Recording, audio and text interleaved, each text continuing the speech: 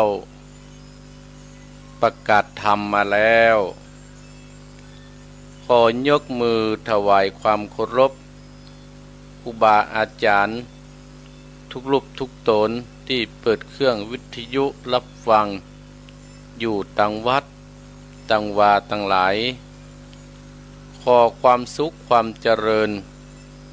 จงบังเกิดแก่บรรดาศรัทธาญาติโยมบรรดาพ่ออุ้ยแม่อุ้ยพ่อออกแม่ออกพี่น้องศรัทธาญาติโยมทั้งหลายมาแล้วอาตมาภาพพระครูวรธรรมนาถหรือว่าพระครูสมศักดิ์อคัตถโมเจ้าอาวาสวัดหนองเหียงตำบลสันติสุขอำเภอโดยรอจังหวัดเชียงใหม่ได้รับพระหน้าที่จากท่านพระครูพิวัฒนวิกรมท่านปอได้มาพบปะศรัทธาญาติโยมแห่งเจ้าหนึ่งซึ่งเป็นเจ้าวันอาทิตย์ตรงกับเดือน11แห่ม12ค่ำค่ำว่าเป็นวันอาทิตย์ตรงกับวันที่16สิงหาคมพศ2563มาแล้วศรัทธาญาติโยมอาตมาภาพก็จะได้เชิญบรรดาศรัทธาญาติโยมตั้งอกตั้งใจกำลังลุกก็อยู่ดีเนาะลุกแล้วฟังแต่เจ้าแล้วก็ดีอาตมาภาพก็เชิญพี่น้องศรัทธาญาติโยมเข้าไปเฝ้าพระพุทธเจ้าเพื่อเป็นมงคลตัวเขาและเป็นมงคลที่อยู่ที่อาศัยไหว้พระสวดมนต์เสียก่อนนอตั้งอกตั้งใจเนอกราบหนึ่งกราบสองกราบสามอะระหังสัมมาสัมพุทโธภควาพุทธังภควันตังอภิวาเทมิกราบสวากขาโตภควตาธัมโมธัมมังนามัสสามิกราบสุปฏิปันโนภควโตสาวกสังโฆสังฆังนัมมามิกราบนะโมตัสสะภะคะวะโตอะระหะโตสัมมาสัมพุทธัสสะนะโมตัสสะภะคะวะโตอะระหะโตสัมมาสัมพุทธัสสะนะโมตัสสะภะคะวะโตอะระหะโตสัมมาสัมพุทธัสสะพุทธังสรณังคัจฉามิธัมมังสรณังคัจฉามิสังฆังสรณังคัจฉามิตุติยัมปิพุทธังสรณังคัจฉามิตุติยัมปิธัมมังสรณังคัจฉามิตุติยัมปิสังฆังสรณังคัจฉามิตติยัมปิพุทธังสรณังคัจฉามิตติยัมปิธัมมังสรณังคัจฉามิตติยัมปิสังฆังสรณังคัจฉามินะโมพุทธายะนะโมธัมมายะนะโมสังฆายะนะโมพุทธายะนะโมธัมมายะนะโมสังฆายะนะโมพุทธายะนะโมธัมมายะนะโมสังฆายะอัปปะมะโนพุทโธอัปปะมะโนธัมโมอัปปะมะโนสังโฆอัปปะมะโนพุทโธอัปปะมะโนธัมโมอัปปะมะโนสังโฆอัปปะมะโนพุทโธอัปปะมะโนธัมโมอัปปะมะโนสังโฆพุทโธเมตนาโตธัมโมเมตนาโตสังโฆเมตนาโตกัมมัตตะนังเมตนาตังกัมมัตตะนาตจาติโยเมตนาโตพุทโธเมตนาโตธัมโมเมตนาโตสังโฆเมตนาโตกัมมัตตะนังเมตนาตังกัมมัตตะนาตจาติโยเมตนาโตพุทโธเมตนาโตธัมโมเมตนาโตสังโฆเมตนาโตกัมมัตตะนังเมตนาตังกัมมัตตะนาตจาติโยเมตนาโตพุทโธ เมตนาโตธัมโมเมตนาโตสังโฆเมตนาโตกัมมัตตะนังเมตนาตังกัมมัตตนาตาจาติโยเมตนาโตอะอัมปันเตพุทธานุสติกัมมัตตะนังยาจามิพุทธา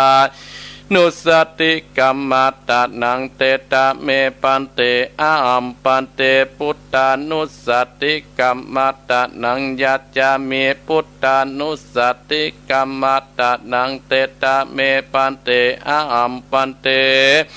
พุทธานุสติกัมมัตตะนังยาจามิพุทธานุสติกัมมัตตะนังเตตะเมปันเตอะหัมปันเตปิติอุปัจจารสมาติงยาจามิอิติปิโสภะคะวะอะระหังสัมมาสัมพุทโธวิชาจารณะสัมปันโนสุขโตโลกวิโตอนุตตโตปุริสัตตมัสสัตตติสัตตาติวามนุสนังพุทโธภะคะวะติสวาคาโตปะกาวตาตัมโมสันติติโกอาการิโกเออิปัจจิโกโอปันนายิโกปัจจัตตังเวทิตาโปวินโยอิติสุปฏิปันโนปะกาวโตสาวาสังโฆอุจจมปฏิปันโนปะกาวโตสาวกสังโฆยายะปฏิปันโนปะกาวโตสาวกสังโฆสามิจิปฏิปันโนวัตโตสาวกสังโฆยะทิตังจัตตาติปุติสายุกานิอัตตาปุติสาปุคราเอสะปะกาวโตสาวกสังโฆอาหุนโยปะอุนนโยทักขินโยอัญชาติกรณิโยอนุตรังบุญญาเกตังโลกัสสติต่อไปไหวปารมีเก้าจานของครูบาเจ้าศรีวิจัยต่อไปสา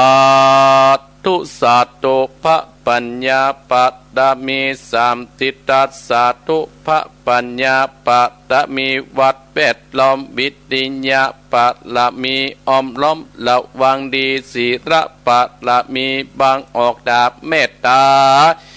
ปาลามีปัปเปตั้งปืนตานะปาลามี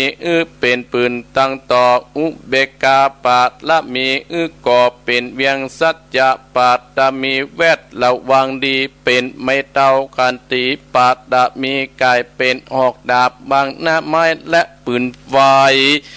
อาทิตตานาปาละมีพับปาปาไปจุแองแข่งแข่งแรงแรงปาบหมู่มานปีสังไปเปตทุกตะเวเตตนางทอรณีอัศจรรย์เสือเหมือนปันอยู่กว้างน้ำนาทีกว้างต่อกว้างแตกตีฟองนานองนานอกเป็นเกาตอกดอกไม้มาปูจาพระเกณฑ์ไตรสตานพระพุทธังเลยจุงมาไปโปรดจุงมาอนุญาตโปรดปูกาเตติดีเมทอดนีออกมารีดมอยผมอยู่ที่ข้างท่าจังคายขัดกงาสับป้นดินป้นนับนาทีลงพระไปก็อาบตับเต้าปะยามานเอาอาปุ่นกว่าไปยกมือตุนวสิกาผู้การนี้ชื่อว่าเป็นลูกศิษย์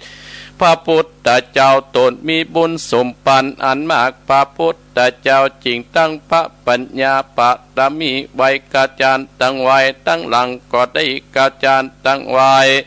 น่าก็ได้กาจารตั้งแต่หัวถึงตีนตั้งแต่ตีนถึงหัวก็ได้เกาจันเส้นวารูปปืนจักมาเหมือนปืนเส้นอาก็จักบอกมากระดอยข้าพระเจ้าก็ได้ไว้ว่าพุทธกุณังธัมมะกุณังสังฆกุณังพุทธอินตาธัมมะอินตาสังฆอินตาอัสสะเมธรณีผู้อยู่เหนือน้ำอยู่กำเป็นดินกันกัลเนกึดตึงยังคุณพระปิตาคุณพระบรรดาคุณครูบาอาจารย์คุณพระแก้วเจ้าทั้งสามประการคือคุณพระพุทธัง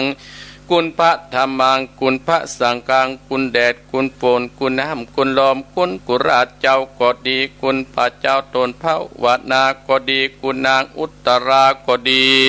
กุณพระปะเจเจ้าก็ดีกุณแม่ทอดัดนี้เจ้าก็ดีจุกมารักษากำนาดและกำลังยังตนตัวเองข้าพเจ้าและท่านผู้ฟังและเจ้าของสถานีกู้สถานีกอบมารักษาในวันนี้จิมเดเตอพุทโธพุทธังรักษาธัมโมธัมมังรักษาสังโฆสังฆังรักษาพุทโธพุทธังอะระหังธัมโมธัมมังอะระหังสังโฆสังฆังอะระหังพุทโธพุทธังกันหาธัมโมธัมมังกันหาสังโฆสังฆังกันหาพุทโธโภคธัมมังปิดสังฆังมิตรอายุวันโนสุขังปะลังเอาละศรัทธาญาติโยมบรรดาพ่ออุ้ยแม่อุ้ยพ่อออกแม่ออกพี่น้องศรัทธาญาติโยมอาตมาภาพก็ได้จวนศรัทธาไหว้พระสวดพุทธคุณธรรมคุณเป็นที่จบไปเรียบร้อยแล้วศรัทธาญาติโยมอาตมาภาพก็จะได้อู้จาเนื้อหาสาระได้มาอู้จาฮือศรัทธาญาติโยมบรรดาพ่ออุ้ยแม่อุ้ยพ่อออกแม่ออกพี่น้องศรัทธาญาติโยมอาตมาภาพจะอยู่กับศรัทธาญาติโยมภาคเจ้าตั้งแต่ตี4ถึง6 โมงเมื่อเจ้าแต่สถานีที่น้ำบ่อหลวงนี่เน็ตมันบ่ค่อยดีมีแต่เพลงแห่เนื้อศรัทธาญาติโยมตะกี้ก็มีคนบอกว่าโอ้มันบ่ดังเนอะมันดังปุ่นฟังตั้งโทรศัพท์ก็ได้เนอะปุ๊อุ้ยแม่อุ้ยบ่ดึงมีกันคู่คนเนาะปุ่นดังไปทางเมืองฝางในตัวเมืองก็ได้มาแล้วบ่ฮือเสียเวลาศรัทธาญาติโยมอาตมาภาพก็จะได้มาอู้สาระธรรมะขององค์สมเด็จพระสัมมาสัมพุทธเจ้านั้นมาอู้มาจาฮือศรัทธาญาติโยมคนเฮาเนี่ยศรัทธาญาติโยมวันนี้จะได้อู้ถึงคนข่าวก่อนนั่นก็ได้อู้ถึงคนลืมมนุษย์ทั้งหลายมนุษย์คนเฮาเนี่ยศรัทธาญาติโยมตื่นมาแล้วก็จ้องใจน้ำธรรมดาน้ำขวดเฮานี่น้ำในก๊อกก็ดีล้างหน้าล้างตาเพื่อให้มีสง่าราศีกับตัวเฮาและคนที่เปิ้นได้พบได้เห็นใบหน้าใบตาของเฮาถ้าเฮาบ่ล้างมันก็จะสุกปรกเพราะฉะนั้นเฮาใจน้ำล้างหน้าล้างตาน้ำสะอาดบริสุทธิ์น้ำก๊อกน้ำอันอย่างก็ดีที่มันสะอาดอันนี้เฮาล้างภายนอกถ้าเฮาจะล้างภายในนั่นศรัทธาญาติโยมเฮาก็มีอันอย่างเฮาก็มีคำสั่งสอนน้ำธรรมคำสอนขององค์สมเด็จพระสัมมาสัมพุทธเจ้าเนี่ยมาล้างจิตล้างใจเฮาจิตใจคนเฮาบ่ใช่เหมือนตับไก่ไตไก่หรอกไตไก่เจอกันตับไก่นี่เฮาสามารถเอาน้ำล้างได้พาแล้วก็ล้างเนี่ยถ้ามันตายแล้วแต่จิตใจของคนเฮาเนี่ยจะต้องการอาหารตั้งใจศรัทธาญาติโยมคนเฮาเนี่ยต้องเอารักษาต้องการเฮาเกิดมาแล้วต้องรักษาต้องเขาได้อาหารถึง2 อย่างคือ1ตั้งกายก็คืออาหารที่บ่เป็นพิษบ่เป็นภัยคืออาหารที่เฮามาเลี้ยงร่างกายเฮาที่ต่อต้านโรคได้แต่อาหารตั้งใจนั่นเฮาก็บ่ควรละบ่ควรทิ้งก็คือเฮาก็ต้องหาอาหารที่ตั้งจิตตั้งใจคือหลักธรรมะคำสั่งสอนขององค์สมเด็จพระสัมมาสัมพุทธเจ้าของเฮาอย่างบรรดาศรัทธาญาติโยมได้ลุกกันเจ้าเนี่ยได้ฟังท่านพระครูพิวัฒนวิกรมอัตมาภาพฟังมานะเนี่ยความเป็นมนุษย์ความเป็นคนเฮาเนี่ยศรัทธาญาติโยมความเป็นมนุษย์เป็นคนเฮาบรรดาสัตว์ทั้งหลายที่เกิดในวัฏสงสารเนี่ย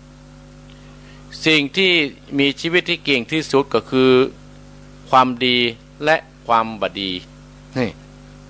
แต่คนเฮาก็ต้องควายขาดแต่ความดีในทางพระพุทธศาสนาแบ่งมนุษย์ของเฮานั้นหรือว่าแบ่งคนเฮาเนี่ยศรัทธาญาติโยมไว้อยู่4 ประเภทด้วยกันในทางพระพุทธศาสนาของเฮาเนี่ยได้แบ่งมนุษย์แบ่งคนเนี่ยไว้4 ประเภทด้วยกัน1มนุษย์เทวดา2มนุษย์ธรรมดา3มนุษย์ชัดเดรัจฉาน4มนุษย์สัตว์นรกเนี่ย4อย่างที่อาตมาภาพจะได้อู้ได้จ่าฮื้อบรรดาศรัทธาญาติโยมเอาไปเป็นข้อคิดเตือนจิตเตือนใจกัน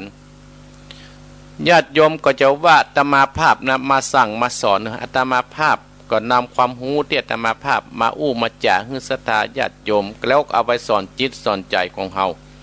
และก็สอนลูกสอนหลานเฮามนุษย์ในพระพุทธศาสนาเฮามี4ประเภท1มนุษย์เทวดา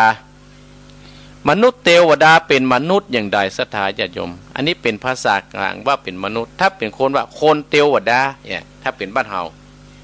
มนุษย์เทวดาหรือว่าคนเทวดาประเภทนี้หายากที่สุดแต่คือประกอบแต่กรรมดีบักคิดร้ายกับไผคิดสร้างสรรค์สิ่งดีให้แก่สังคมมนุษย์เทวดาประเภทนี้หายากคือประกอบแต่กรรมดีบักคิดทำร้ายกับไผสร้างสรรค์สิ่งดีๆให้เกิดแก่สังคมเกิดแก่ครอบครัวเกิดแก่ในหมู่บ้านของเฮาเนี่ยมนุษย์เฮามี4ประเภทคือมนุษย์เทวดาเตี้ยตมาภาพยกมาให้ศรัทธาประเภทนี้เพิ่นบอกว่าหายากมนุษย์คนประเภทนี้จะประกอบแต่กรรมดีบักคิดร้ายกับไผบัดคิดสร้างสรรค์สิ่งที่ดีๆให้แก่สังคมและส่วนรวมก็คืออย่างครูบาอาจารย์เฮาเนี่ยศรัทธาญาติโยมเป็นมนุษย์เทวดาที่นำนับทำคำสอนลูกเจ้าพระเจ้าเนี่ยเอามาให้ศรัทธาเฮามนุษย์เทวดาคือไผก็คือครูบาเจ้าของเฮาครูบาศรีวิจัยก็ดีครูบาวงก็ดีครูบาหลายครูบาอาจารย์ก็ดีที่หมู่เฮาตั้นตั้งหลายคนเฮาเนี่ยไปกราบไปไหว้เนี่ยเพิ่นจะหาแต่สูญสร้างไม่หาแต่กรรมดีบ่คิดร้ายกับลูกกับหลานบ่คิดร้ายกับลูกศิษย์ลูกหาเนี่ยคิดแต่จะสร้างสรรค์ของครูบาอาจารย์เพื่อสร้างหันศรัทธาญาติโยมเพื่อคิดสร้างสรรค์ให้แก่สังคมบ้านเปิ้นกับบ่ใจเปิ้นก็ไปสร้างหั่นสร้างนี่อย่างครูบาเจ้าเฮานี่เป็นต้นอันนี้เพื่อว่าประเภทที่1ว่ามนุษย์เทวดาประเภทนี้หายากที่สุด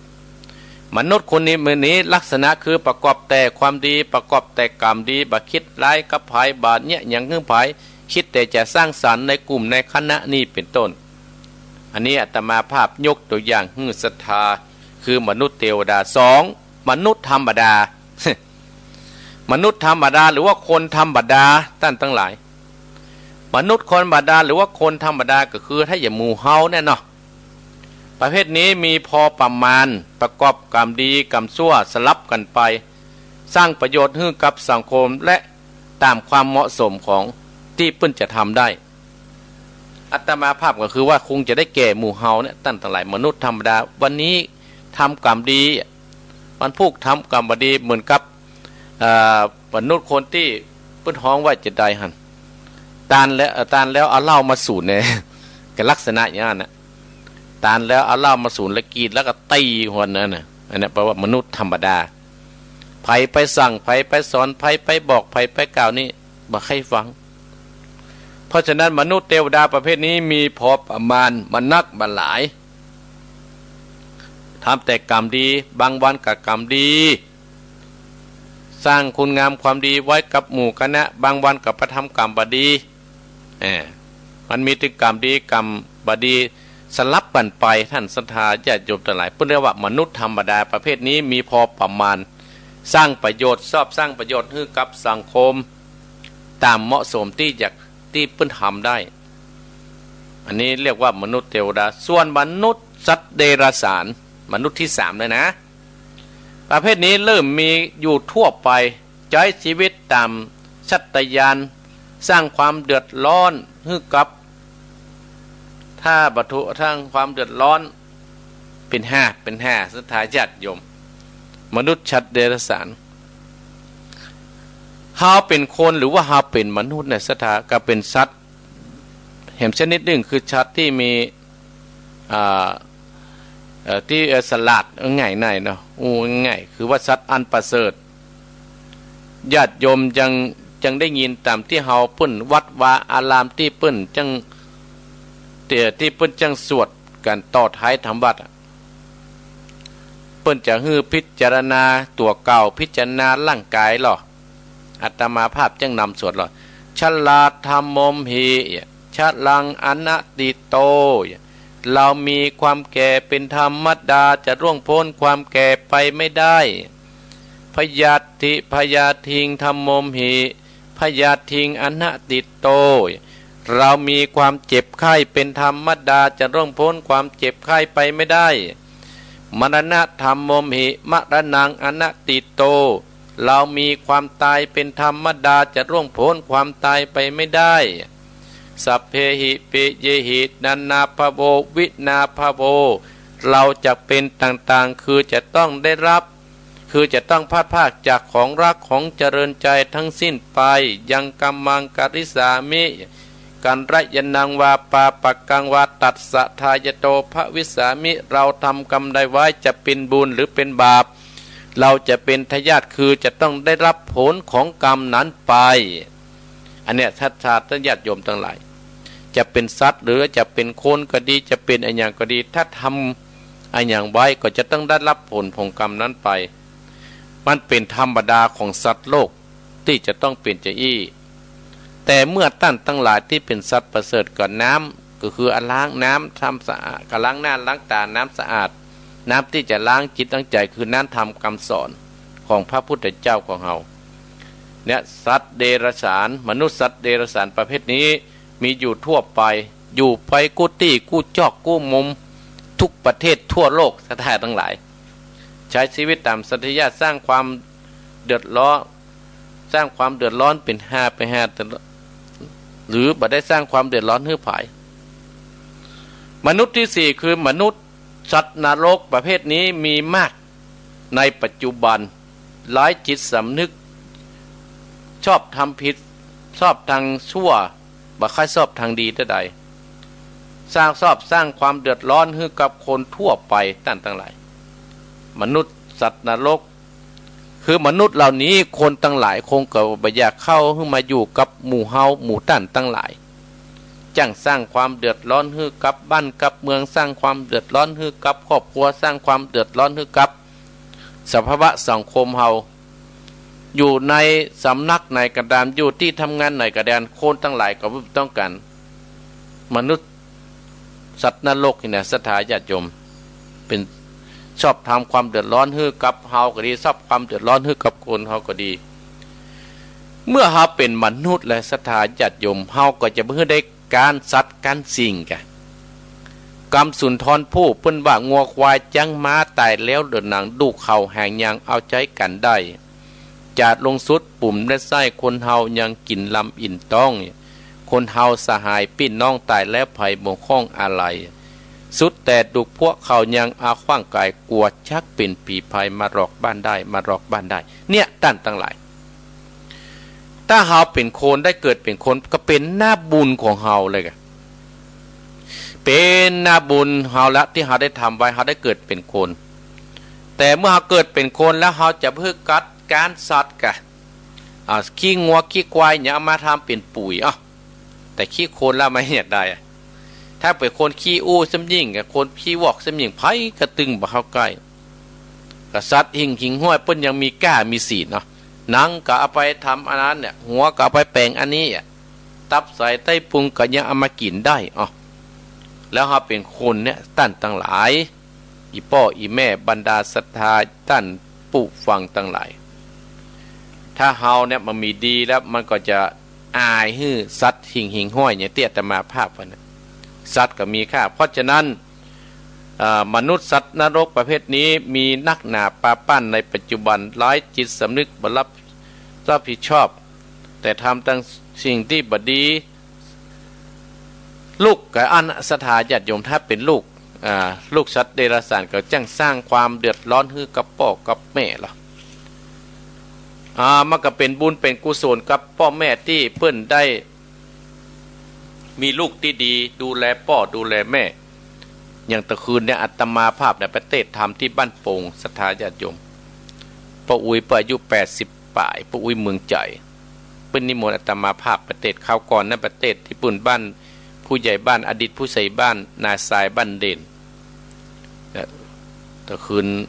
ไปฝนก็ตกศรัทธาญาติโยมก็ไปเพื่อไปฉลองศรัทธาญาติโยมอย่างวันนี้ก็จะต้องไปฉลองศรัทธาไปกับงานศพของแม่หมอแม่ของแม่หมอเปิ้นเคยมางานศพพ่ออุ้ยพ่ออาตมาภาพก็ต้องไปตามนั้นหลังจากนั้นก็จะไปเทศน์ธรรมที่ สันขวางจากนั้นก็ประเทศทำที่คนประสบายปุ้นมันห้วยน้ำขาวเนี่ยตั้งต่างหลายเปิ้นขอมาเฮาก็จะเป็นต้องไปวันนี้3 งานสถาญาติโยมอาตมาขึ้นไปขึ้นมาก็โอ้เป็นมนุษย์นี่สร้างความสุขคือคนเฮาก็มีความสุขหรอคนบ่สบายเปิ้นห้องอาตมาพาอาตมาไปเอียพ่อคนเฒ่าเปิ้นได้อู้ได้จ้าโอ้ฟังเนื้อท่านพระครูเฮาจื่นใจเฮาล่ะญาติโยมทั้งหลายน้ำจิตน้ำใจเนี่ยมันมากหนาปลาป้านมากด้วยน้ำเงินน้ำทองกันนะญาติโยมจะหันว่าคนที่มีน้ำจิตน้ำใจเนี่ยอีพ่ออีแม่โอ้คนนี่คนเปิ้นยืนยอสรรเสริญยืนยอสรรเสริญกันนักหนาปลาป้านเพราะฉะนั้นบรรดาศรัทธาญาติโยมที่อาตมาภาพได้นำมานำมาจ่าฮื้อกับศรัทธาญาติโยมอันนี้เรียกว่ามนุษย์4ประเภทในพระพุทธศาสนา1มนุษย์เทวดาประเภทนี้หายากคือประกอบแต่กรรมดีบ่เคยคิดร้ายบ่เคยคิดบดีกับภายสร้างสารรค์สิ่งที่ดีให้เกิดแก่สังคมก็จะมีความสุขมนุษย์ธรรมดาประเภทนี้มีพอประมาณประกอบแต่กรรมดีกรรมชั่วสลับกันไปมนุษย์สัตว์เดรัจฉานประเภทนี้มีอยู่ทั่วไปใช้ชีวิตตามสัตว์ชาติสร้างความเดือดร้อนเป็นแห่และก็บ่อยู่แบบบ่ได้สนใจภัยไกลภัยภายมนุษย์สัตว์นรกก็คือประเภทนี้เริ่มมีนักในปัจจุบันหลายจิตสำนึกบ่รับผิดชอบรับได้แต่ทำสิ่งที่บ่ดีสร้างความเดือดร้อนให้กับตนและคนอื่นเนี่ยเราสามารถเป็นมนุษย์ได้ถึง4ประเภทนี้นะแล้วแต่เหตุที่จะมากระทบ3ประเภทแรก3ประเภทแรกนั้นเป็นแล้วบ่เดือดร้อนภายแต่ประเภทสุดท้ายนี่ยังเดือดร้อนคนอื่นและอีกอย่างหนึ่งศรัทธาญาติโยมทั้งหลายเปิ้นก็ว่ามีแหมในพุทธศาสนาเปิ้นได้ตรัสว่ามีแหม4ประเภทเน้อมนุษย์ที่เกิดมามืดมาแล้วก็มืดไปมนุษย์ที่เกิดมามืดมาแล้วก็สว่างไปสว่างมาแล้วก็มืดไปสว่างไปก็สว่างมาเนี่ยมนุษย์นี่มันจะมีแหม4ประเภทแยกออกมาจักออกมาแตกออกมาเอามาอธิบายให้ศรัทธาญาติโยมเข้าใจยิ่งขึ้นบางคนมนุษย์4ประเภทที่อาตมาภาพยกมานี้ก็คือมืดมาแล้วก็มืดไปคนเฮาเนี่ยเปรียบเหมือนมนุษย์สัตว์นรกเนี่ยมืดมาแล้วก็มืดไปมาแล้วที่จะมีน้ำธรรมคำสอนที่จะฟังสิ่งต่างนี้มืดมาและมืดไปเป็นมนุษย์ที่มันมีศีลมันมีธรรมตั้งแต่เกิดมาแล้วศรัทธาญาติโยมเกิดมาก็มันมีศีลละตั้งแต่เกิดมนุษย์เหล่านี้เกิดขึ้นที่ไหนนะบ้านไหนเมืองไหนเนี่ยศรัทธาญาติโยมอีพ่ออีแม่บรรดาญาติโยมทั้งหลายก็จะสร้างความเดือดร้อนให้กับชุมนั้นๆแต่อาตมาภาพภาคภูมิใจอย่างยิ่งที่ญาติโยมทั้งหลายที่เป็น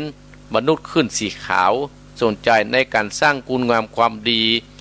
สร้างบารมีกับตัวของภัยตัวของมันสิ่งเหล่านี้จะเกิดขึ้นได้เนี่ยก็ต้องอยู่กับตัวของเฮาท่านทั้งหลายมันมีภัยเอามายื่นเอามาป้อนให้เฮามันมีภัยกรรมมาขายให้เฮาอาตมาภาพบวชอยู่วัดอะไรไป30-40 ปีแล้วไปได้ยินภัยว่าโอ้วันนี้พระครูเอาความดีมาขายพระครูจะซื้อเท่าใดอาตมาภาพยังไม่ได้ยินได้ฟังสักเตื้อเพราะฉะนั้นเฮาเกิดมาเป็นมนุษย์แล้วเฮาก็ต้องตั้งอยู่ในศีลตั้งอยู่ในธรรมเฮาจะไม่เป็นมนุษย์มืดมาแล้วก็มืดไปมันมีศีลตั้งแต่เกิดในศรัทธาผีก็ตึงประจ่วยคนก็ตึงประจ่วยเทวดาก็ตึงประจ่วยมนุษย์ที่2หรือว่าคนที่2มืดมาสว่างไปมืดมาสว่างไปมืดมาละศรัทธาญาติโยมจะเรียกแต่มาว่ามืดมากับมืดไปคนเกิดเฮาแล้วมีมือเปล่ามีมือถือเปล่ามาอันบาดายมือเปล่ามานะก็จะต้องสร้างบุญสร้างกุศลชีวิตของคนเฮาเนี่ยท่านทั้งหลาย365เหมือนกันมีเมื่อคืนเมื่อวัน24 ชั่วโมงเหมือนกัน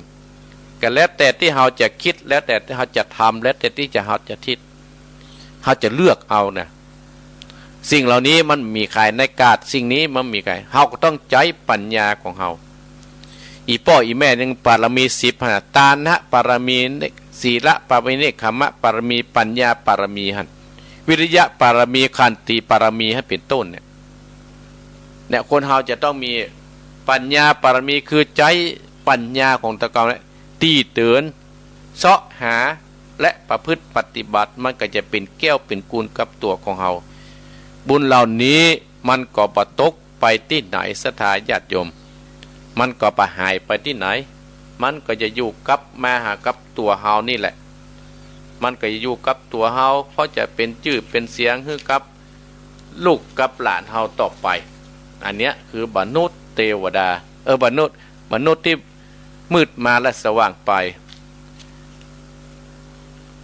มันอยู่ที่ตัวเฮาเนอะศรัทธาญาติโยมเฮาต้องไขว่คว้าอัญญตมาภาพหันพี่น้องศรัทธาญาติโยม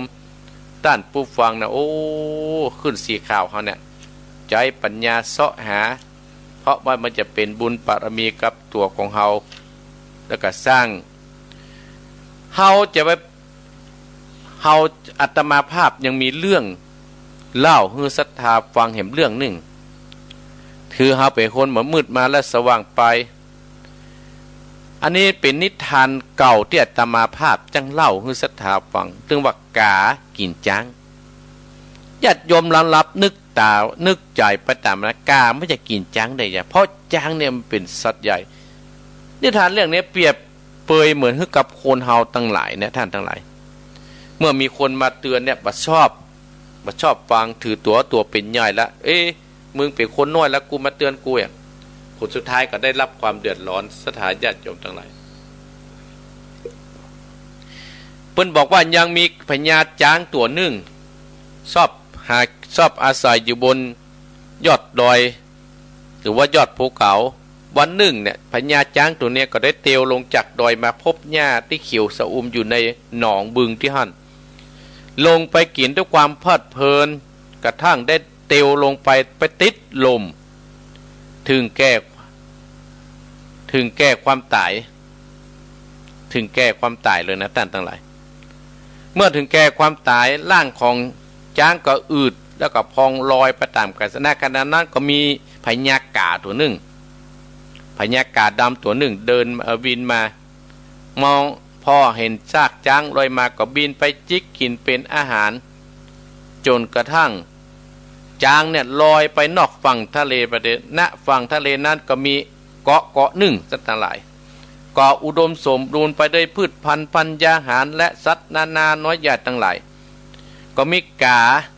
ของเจ้าหมูเนี่ยหันกาอยู่บนหลังสัตว์วังช้างหั่นจะกินซากช้างมาเส้นนั้นก็เกิดความสงสัยจึงเรียกร้องว่ากาเฮ้ยขึ้นมาบนเกาะนี่เนอะ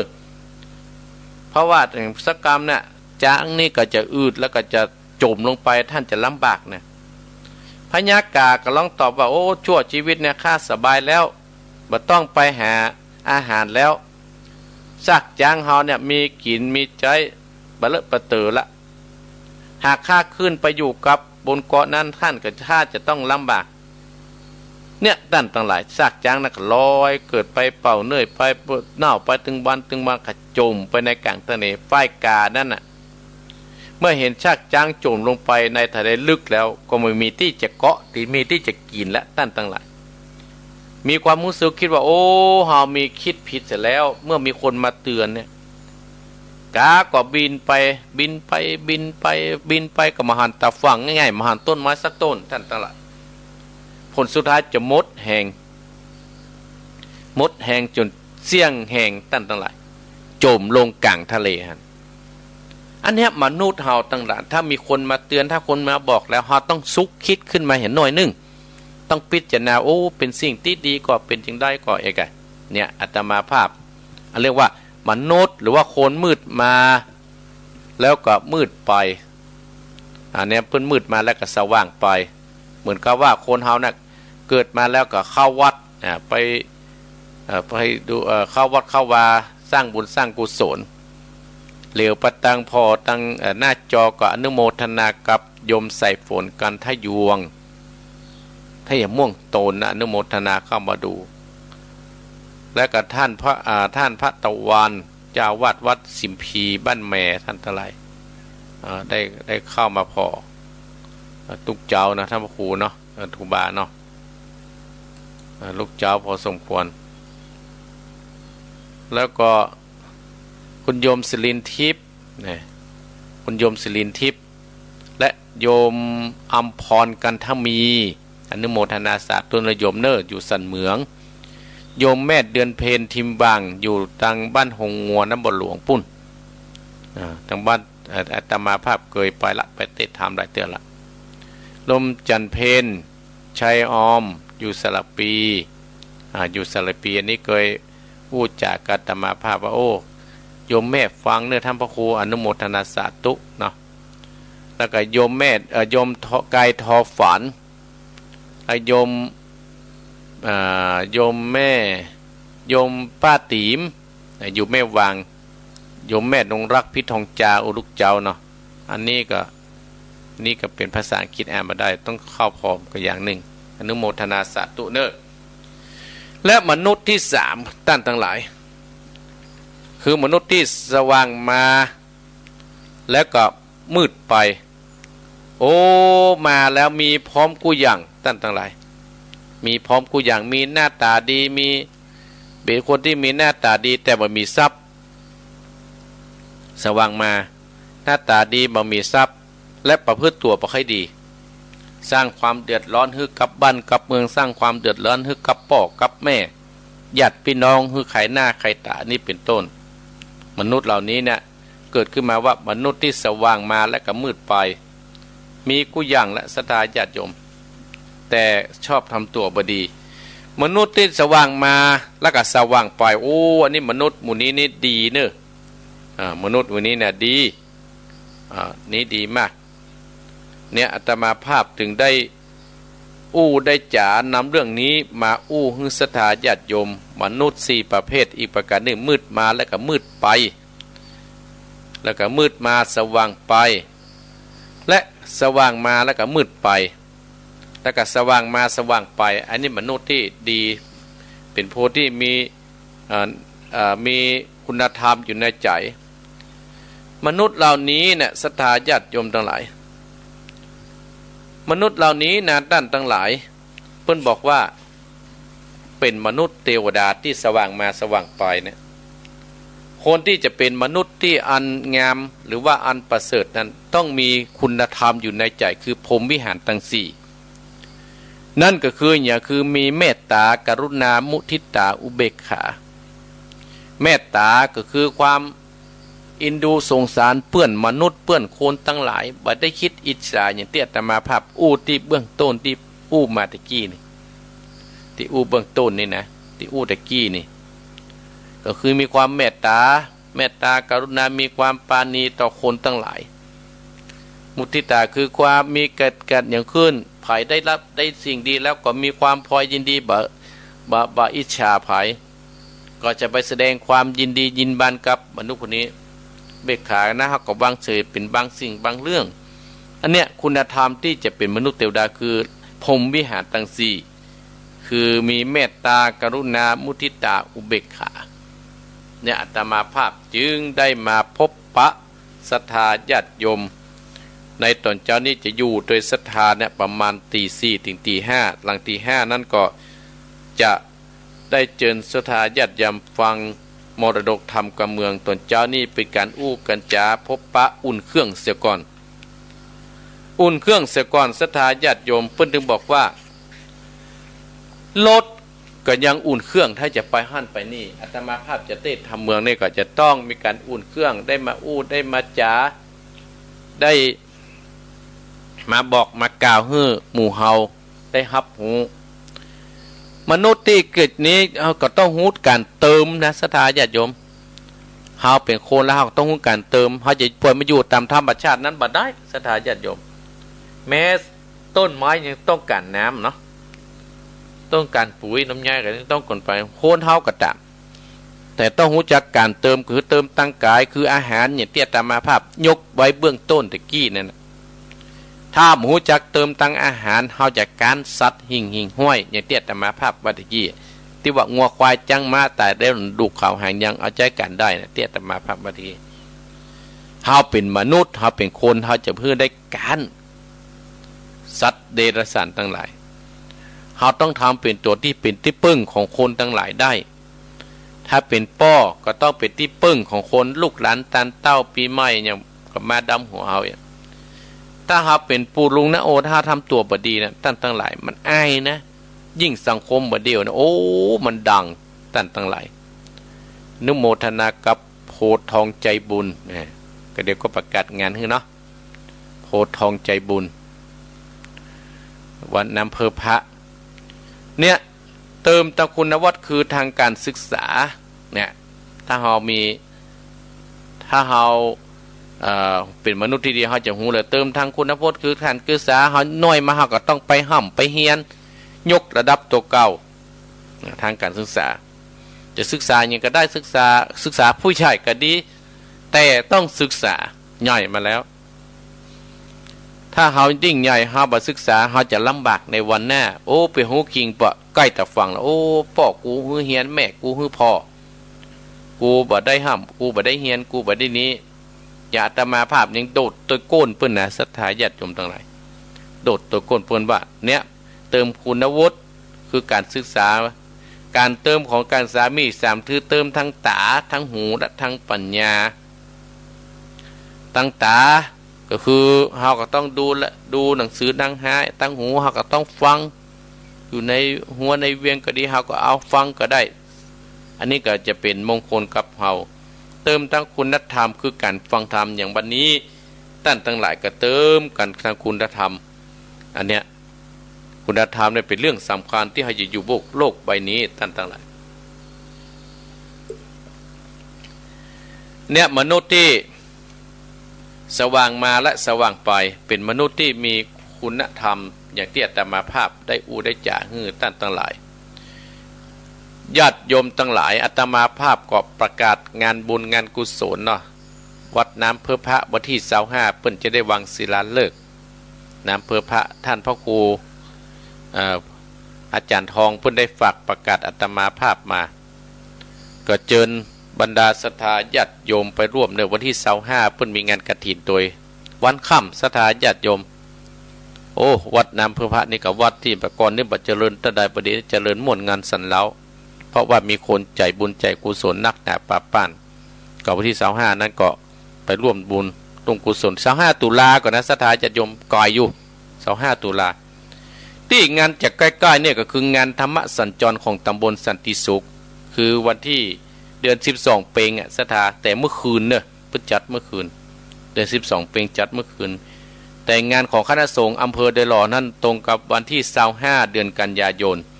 25เดือนกันยายนที่ธรรมสัญจรของอำเภอ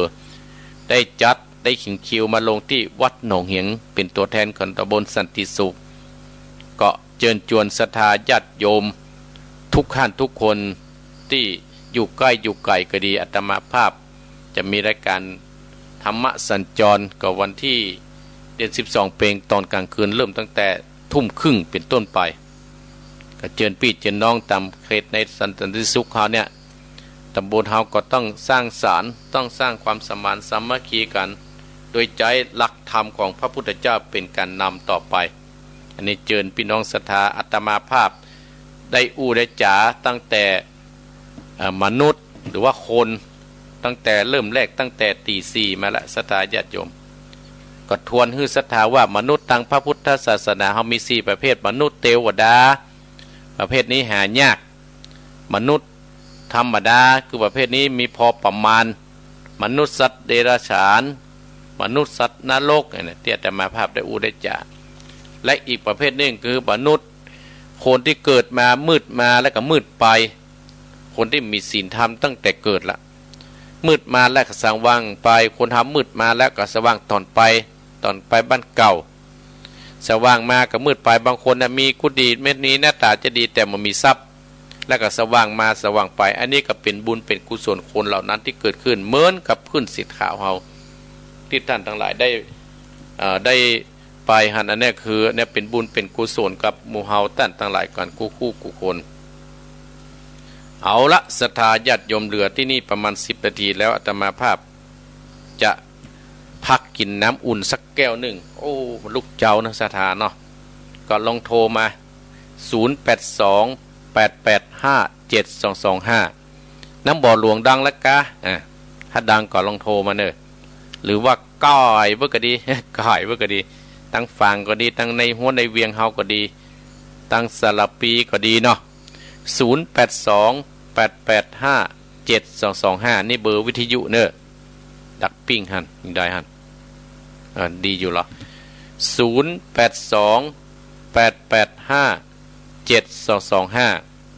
นี่เบ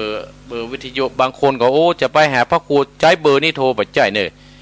เบอร์ที่จะโทรหาแต่มาต้องเป็นเบอร์ส่วนตัว087เนี่ย1774469เนี่ยเบอร์ส่วนตัวเอาโทรเข้ามาเนอะเอามาแล้วฮั่น0828857225นี่เบอร์วิทยุเอ้าจะเป็นสายตั้งได้ก็ฟังจะเลินปอ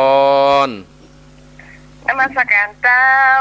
จากหลังการแม่สาวอำเภอแม่อายเจ้าแม่ปานีใช่แม่จันโสมแม่จันโสมจำผิดจันโสมจันโสมหลังกาดเอาเกิดมาเป็นมนุษย์ธรรมดานี่ก็ขอจะได้ทำดีทำดีตลอดไปเนาะเจ้ารีบกอบรีบโกยรีบพอรีบพายตลาดจะวายสายบัวจะเหน่าเนาะได้โอ้จำได้เจ้าบุญรักษาได้ไม่จันโสมคือกำลังใจนะเจ้าขอบคุณนโมทนาขอบคุณนโมทนาสาธุเจริญปอนขอสาธุโอ้บัสอยู่ที่ไหนบัวโศกพ่อบุญมีนะเมืองกลางนะครับ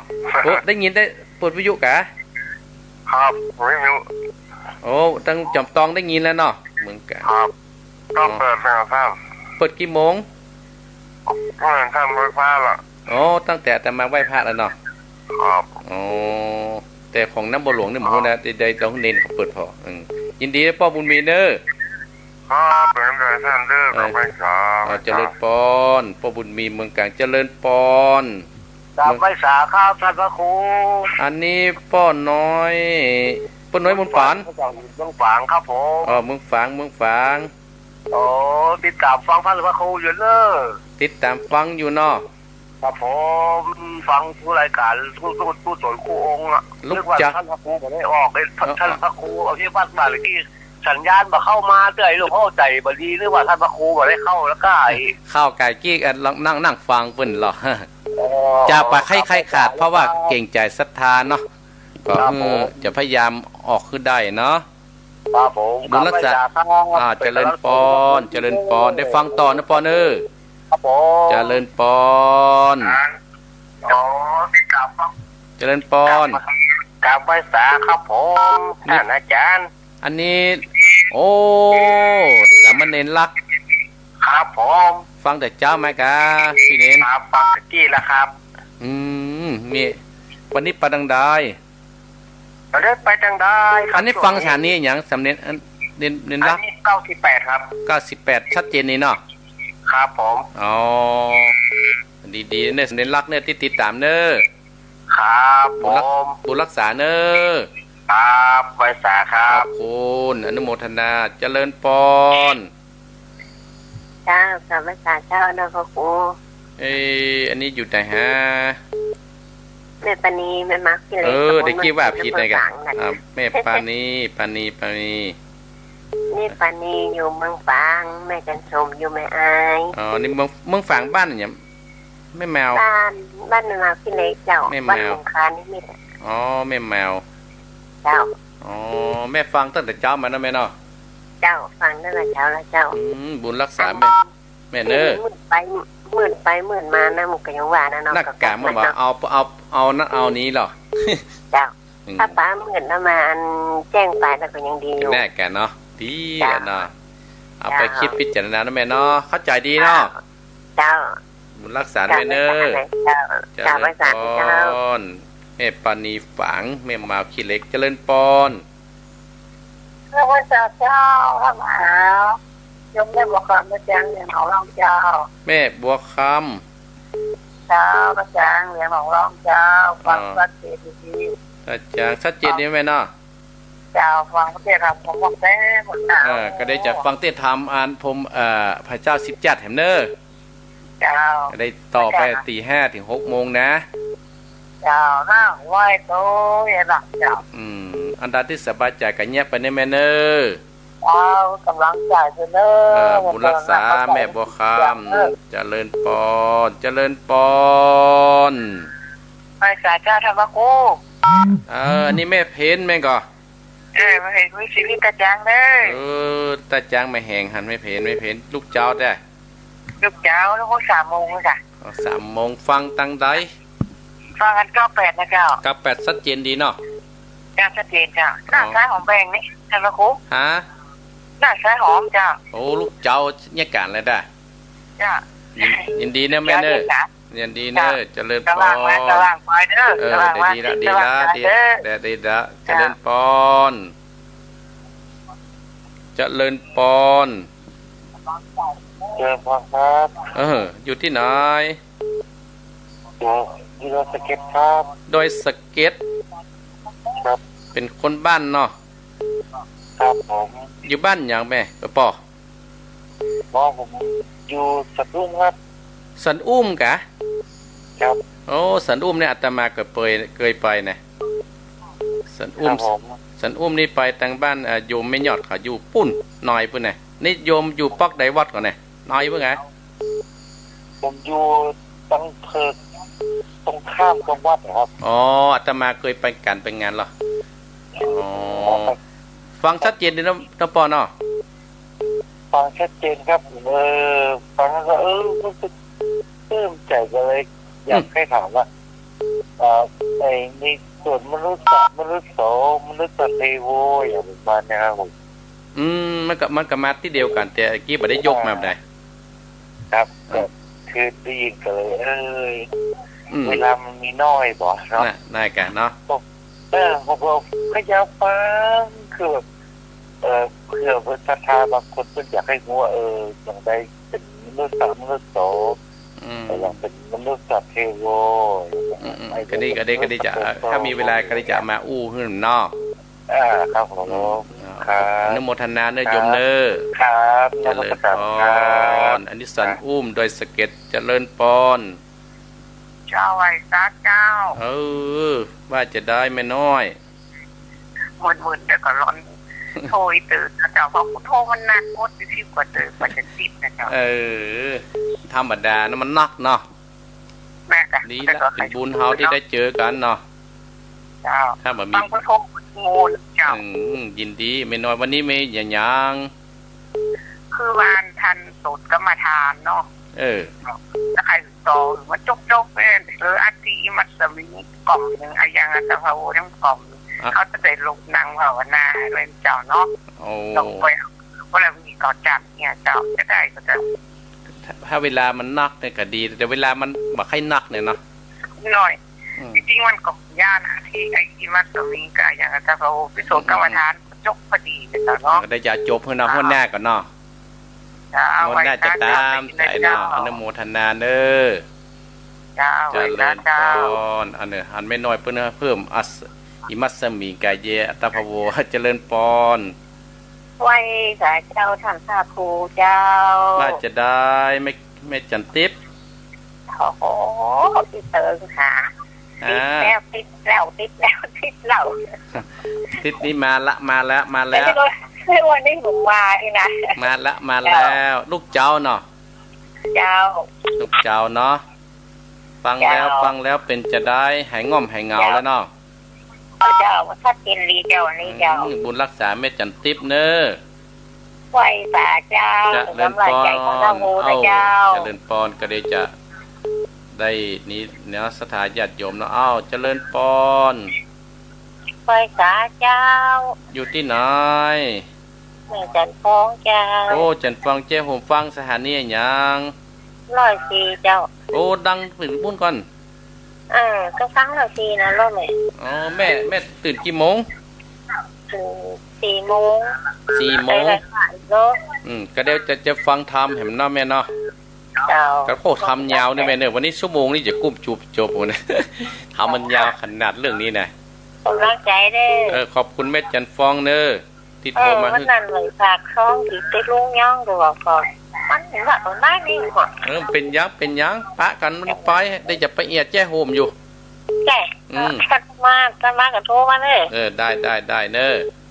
จ้าเจริญปอนไปสาเจ้าทันบ่ครูแม่มีบัตรติดแล้ว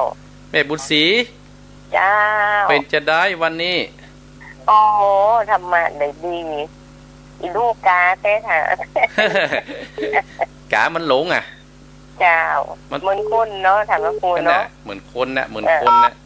คนตื่นแล้วบอกฟังก็เฮาก็สะกิดใจให้หน่อยพิธรรมาจันดีเนอะกันแน่กะวันนี้ปังใดแม่บุญศรีจากจะมาเมื่อตังใดอย่างบรรลับใหญ่แล้วพักผ่อนให้ก้าหนึ่งถันบอกกูไม่ได้เงินได้ทองแม่เป็นยังเนาะเนี่ยไปเจ้าถ้ามีโอกาส25พุ่นมาธรรมะสัญจรของอำเภอนี่เนอะเจ้าถามว่าของซีต่อไปแม่ก็จะได้มือแม่ผ่องสีฮะเนอะเจ้าบุญรักษาเนอะเจ้าเจริญปอนสายสุดท้ายนะ5 โมงแล้วท่านไหว้สาเจ้าแม่ฟังอยู่เนอะตั้งแต่เจ้าแล้วจ้าท่านพ่อครูนี่แม่อย่างฮะเนี่ยแม่ดาสารปีเจ้าแม่ดาเจ้าแม่ดาสารปีบ้านอย่างแม่สารปีเนี่ยมันต้นเหี่ยวอย่างนึงต้นเหี่ยวอย่างนึงแม่ฟังแต่เจ้ามาก็ได้ฟังทำต่อนะแม่เนอะจะไปไหลไปไหนเนอะไปสายเจ้าท่านพระครูเจริญตลอดเจริญปอนมาบุญมาเริ่มสาเจริญปอนเมดาเจริญปอนจากแม่สาเจ้าได้มาครูแม่เหลวว่าจะได้เจ้าแม่เหลวม่วนดีเนาะม่วนดีเนาะแม่แสดงไปเจ้าไม่เหลวแน่กะคนจอมตองฟังแล้วจะเข่าโทรแบบตีได้มาครูไม่ตายกับหายแซบอ่ะหมดโทรมาสักเดือนเดียวฟังแกท่านพระครูแม่แถมแล้วซุ่มฟังน้อยหมูจะโทรแม่จะได้มันซุ่มฟังเนาะประเด็นเนาะจ้าซุ่มฟังฟังแกท่านพระครูยินดีเนี่ยจะเลิศไม่เหลวพอก่อนนะพอก่อนแล้วก็ปิดก่อนเพราะว่าอันกระเดตมาภาพจะขอฉันน้ำสักเล็กสักน้อยสักก่อนเนาะอนุโมทนาขอบคุณกับโยมที่ได้โทรมาแม่จันสมแม่อายปอบบุญมีเมืองกลางพ่อน้อยบุญป่านฝังท่านบอกได้กับสามเณรลักอันนี้กับคนจัดรายการร่วมกันมาโดยตลอดแล้วก็สามเณรลักแล้วก็ แม่บัวคำตาจ้างแม่เพนคนสู้ชีวิตสันแม่น้อยกัดนัดเปิดก็บอกท่านพระครูเอาอัฐิอิมัสมิงอัตตภโวใส่มันเต็มเลยเนาะก็ได้ติดแน่ก่อนแม่จันฟองลำปางแม่จันทิพย์เนอะแม่บุญศิลสังเรงแม่ดาสารปีแล้วก็แม่เรียวจอมตองสายสุดท้ายตะกี้เนาะเอาละสตาญาติโยมอาตมาภาพขอพักกินน้ำสักน้อยหนึ่งเนอะน้ำอุ่นน้ำนี่กันเนาะเพราะว่าลูกเจ้าสตาญาติโยมก็มันจะนี้เนาะสตาญาติโยมเนาะแล้วก็จะเตะทำเนอะได้กระปิกมาพอกำเดียวสตาญาติโยมกำเดียวเนอะจุดก่อนเนอะ